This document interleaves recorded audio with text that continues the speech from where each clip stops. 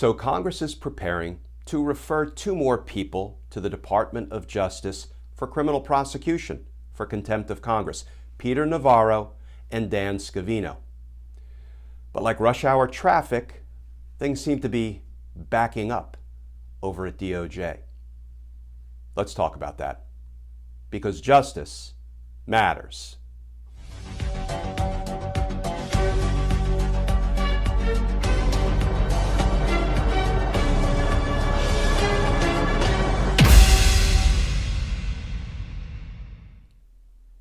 Hey all, Glenn Kirshner here. So here we go again. Congress is preparing to hold two more people in contempt, Peter Navarro and Dan Scavino, two longtime lackeys of Donald Trump's. The evidence suggests two co-conspirators of Donald Trump's in his efforts to overturn the results of the 2020 presidential election. Now, both of these men, Navarro and Scavino, have relevant information and evidence to provide to the January 6th committee investigating the Capitol attack, and we'll talk in a few minutes more about what that evidence is. But both of these men refuse to comply with lawfully issued congressional subpoenas. That means both of these men committed the crime of contempt of Congress, and neither one has any legal defense. None, zero, zilch, nada, goose egg. It's probably enough. They don't have a legal defense any more than Steve Bannon had a legal defense or Mark Meadows has a legal defense to their crimes of contempt of Congress. But a criminal referral to the Department of Justice by Congress is only as good as DOJ's determination to prosecute these cases. So we know that Steve Bannon was referred for prosecution by Congress, and it took DOJ 22 days to indict him. Fair enough. Mark Meadows? By my calculations, I'm not great with math, we are on day 104 of the Mark Meadows indictment watch.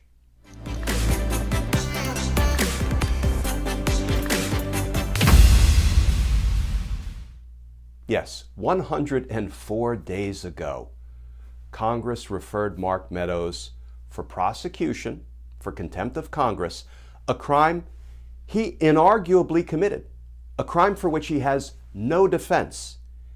And friends, let me tell you, it doesn't take 104 days to indict a contempt charge. You know, for decades, I spent so much time inside grand jury rooms at the U.S. Attorney's Office for the District of Columbia. Frankly, I loved our grand jury practice. And you can indict a contempt case, even one that has significant legal issues, like whether you can indict a former chief of staff. You can, if he commits a crime, which Mark Meadows did. You can indict a case like that in a day or two, a week at the outside, but 104 days.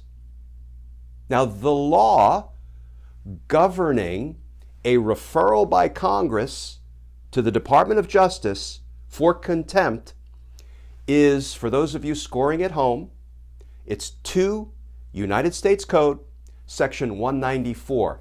And what it says is that the U.S. Attorney, in this case it's the U.S. Attorney for the District of Columbia, Matt Graves, the U.S. Attorney shall present the case to the grand jury for its action.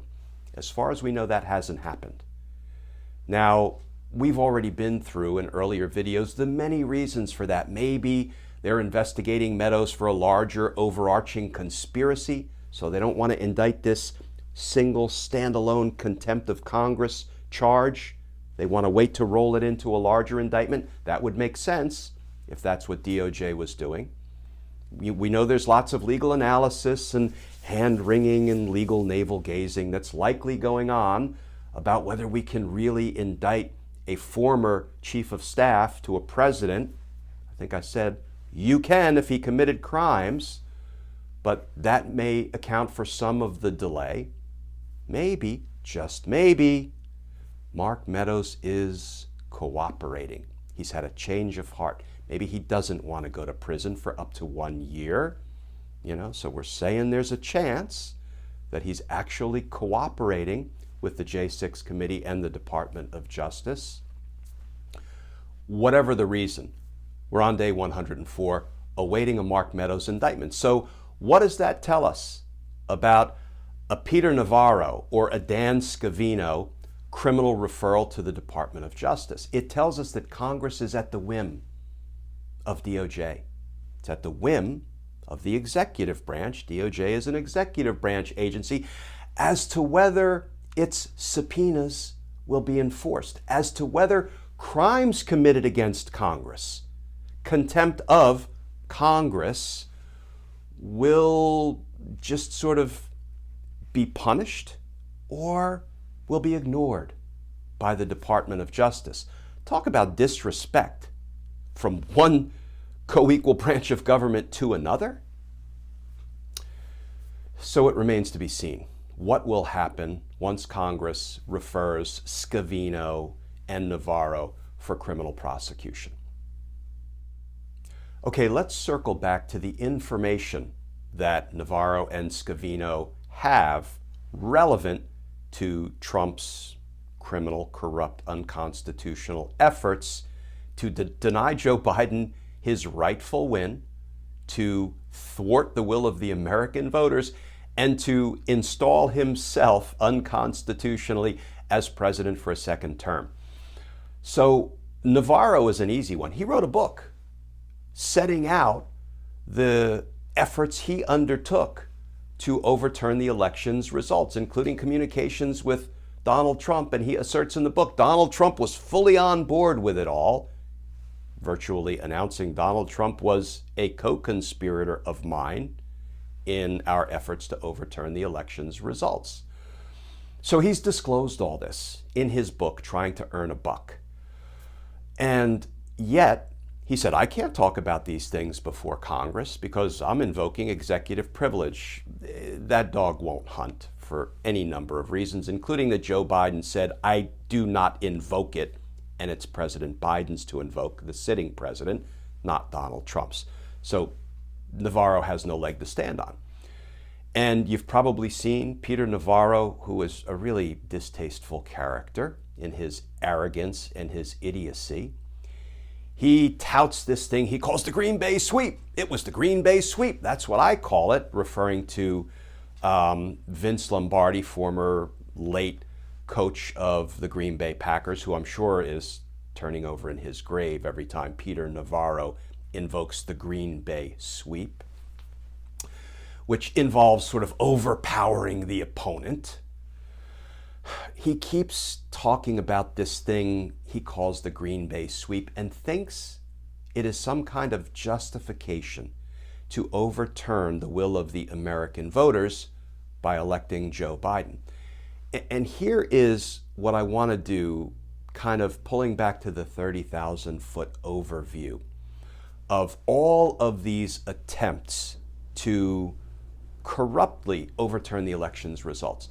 Peter Navarro calls it the Green Bay sweep. Other people, Jared Kushner and others, call it alternate electors, fake electors. Some people call it the Stop the Steal attack on the U.S. Capitol designed to delay the certification of Joe Biden's win. Ginny Thomas, yes, I have to go back to the wife of Supreme Court Justice Ginny Thomas. Here's how she justifies her badgering of Mark Meadows, her attempts to pressure and persuade the White House to overturn the election's results, because she put it in writing in a tweet. Here's how she justifies it. The Biden crime family and ballot fraud co-conspirators are being arrested and detained for ballot fraud right now and will be in barges off Gitmo to face military tribunals for sedition. That's her factual basis for asserting the election should be overturned.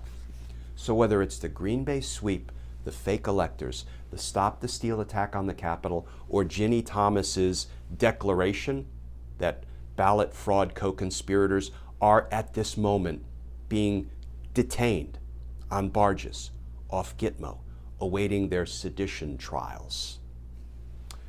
It's all a variation on the same criminal theme and the same criminal scheme, because none of this lawfully justifies an attempt to overturn the results of a free and fair presidential election.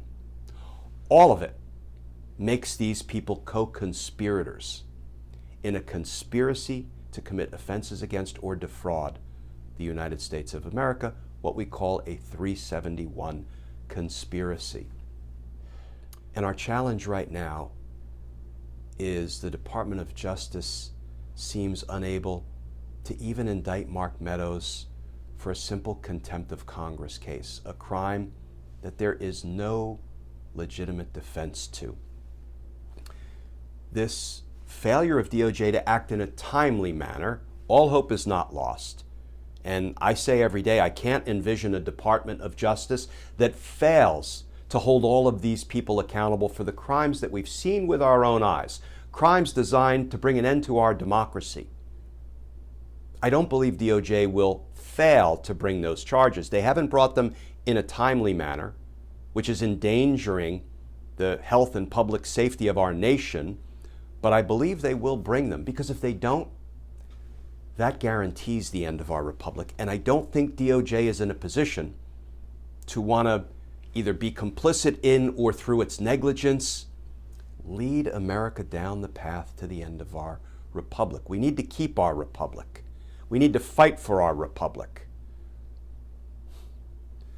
Because justice matters.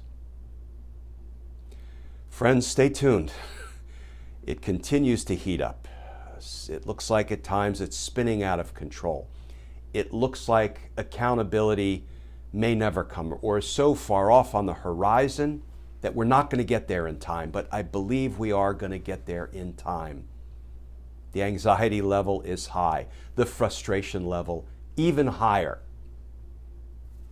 Hang in there, friends. You know, we're all in this fight. Please stay safe, please stay tuned. And I look forward to talking with you all again tomorrow.